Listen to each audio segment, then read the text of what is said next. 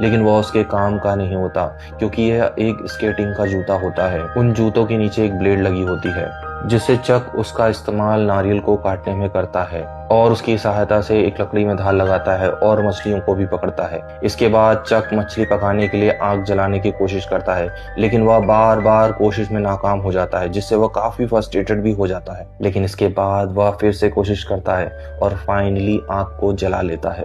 और वह इस बात से बहुत खुश भी होता है, क्योंकि उसने बहुत दिनों बाद कोई पका हुआ खाना खाया होता है। इसके बाद चक को एक फुटबॉल मिलती है, जिस पर चक उस फुटबॉल पर एक फेस बना देता है और उसका नाम विल्सन रखता है। इसके बाद हमें दिखाया जाता है कि चक को दांत की प्रॉब्लम होती है, जो उसे पहले से ही हुआ करती थी, लेकिन काम की वजह से उसने कभी भी डॉक्टर को नहीं दिखाया होता है। लेकिन अब उसके दांत का दर्द बहुत ज्यादा बढ़ जाता है, जिसकी वजह से वह बहुत परेशान हो जाता है। वह फैसला करता है कि वह उस दांत को निकाल देगा और वह उस जूते की ब्लेड की सहायता से अपने दांत को निकाल देता है, जिससे उसका काफी खून बहता है और वो वहां पर बेहोश हो जाता है। अब देखते ही देखते चक को पूरे 4 साल हो जाते हैं। वह काफी बूढ़ा लगने लगता है, क्योंकि उसकी दाढ़ी भी बढ़ जाती है और उसके बाल भी बढ़ जाते हैं।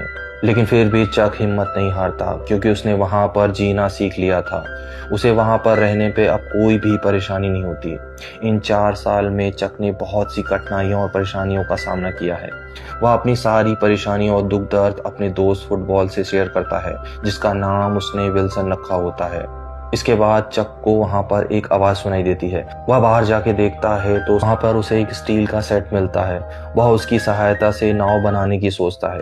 चक ने यहाँ से निकलने के लिए कई बार प्रयास किया होता है, लेकिन उन समुद्रों की हवाओं की वजह से वह कई बार नाकाम भी रहा है।